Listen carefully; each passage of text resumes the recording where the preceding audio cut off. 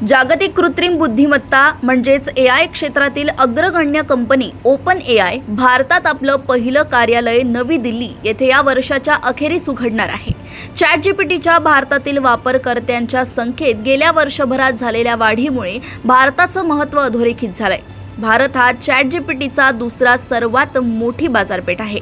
Open एआयच्या या पावलामुळे भारतातील तंत्रज्ञान क्षेत्रातील नवोन्मेष आणि एआयला चालना मिळेल। ओपन एआयनं भारतात आपली अधिकृत युनिट स्थापन केली असून नवी दिल्ली येथे कार्यालय उघडण्याची तयारी सुरू आहे।